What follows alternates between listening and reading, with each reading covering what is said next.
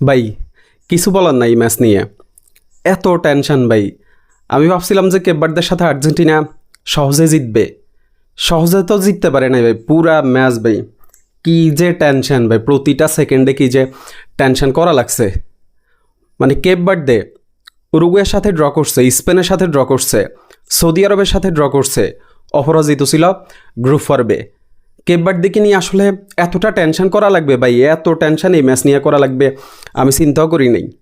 ম্যাচটা আমরা ভালোভাবে শুরু করছিলাম, লিওনেল মেসির গোলে আমরা 30 মিনিটের ভিতরে লিডও নিয়েছিলাম।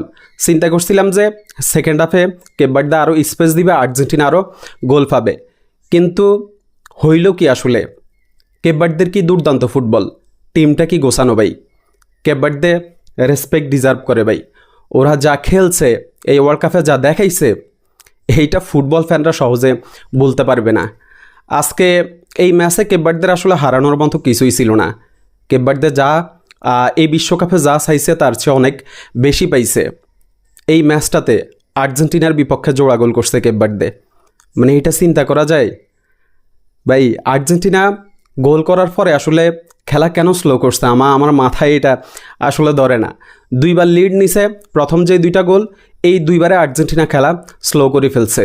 স্লো করার কারণে হচ্ছে এই যে আপনার কেপভার্দে স্পেস পাইছে, ওইখান থেকে গোল দিছে ভাই।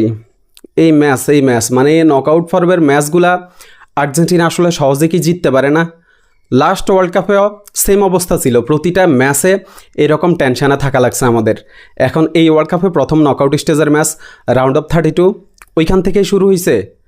মানে সামনে যে আরও কী অবস্থা হবে ভাই আল্লাহই জানে। মানে আমার কথা হচ্ছে হারলে ম্যাচের মধ্যে হারে যায় ভাই, ম্যাচের মধ্যে হার, কিন্তু শেষ মুহূর্ত পর্যন্ত এইরকম টেনশানে রাখা লাগবে। মানে লাস্ট ওয়ার্ল্ড কাপে এই যে এই অবস্থা হওয়ার পরে চিন্তা করছি যে না, আর্জেন্টিনার ফুটবল নিয়ে আর কোনো কিছু প্রত্যাশা করব না। কিন্তু আমরা তো মানুষ, আসলে প্রত্যাশার শেষ থাকে না। এই ওয়ার্ল্ড কাপে আর্জেন্টিনা আবার চ্যাম্পিয়ন হবে এই আশাই তো বসে আছি। কিন্তু আজকে যে খেলা হয়েছে, সামনের ম্যাচগুলার লোড আসলে কীভাবে নিব ভাই আমি বুঝতেছি না। লিসান্দ্রো মার্টিনেজ এই ম্যাচের একমাত্র হিরো, অ্যাসিস্ট, গোল। মানে ও কি ডিফেন্ডার না স্ট্রাইকার ভাই, কি আমার কিছু আসলে মনে পড়তেছে না। মানে এই মুহূর্তে আসলে সব আউলা জাউলা লাগাই ফেলতেছি। লিওনেল মেসি দুর্দান্ত গোল করছে, লাস্টে রোমেরোর গোলটা ম্যাচ উইনিং গোল আমাদের, যদিও ওইটা ওন গোল হিসাবে কাউন্ট হয়েছে, তবে ওইটা রোমেরোরই অবদান ছিল। শেষ মুহূর্তে এমি মার্টিনেজের ওই গোলের কথাও কিন্তু আপনাকে মনে রাখতে হবে, ওই গোলের কথা আপনাকে বলতে হবে। ম্যাচ দিচ্ছি ভাই, রাউন্ড অফ 16 কোয়ালিফাই করছি। এই ম্যাচ নিয়ে খুব বেশি একটা কিছু বলতে পারবো না। মানে টেনশানে পুরা ভাই অবস্থা শেষ, মানে কি একটা জাত অবস্থা ভাই।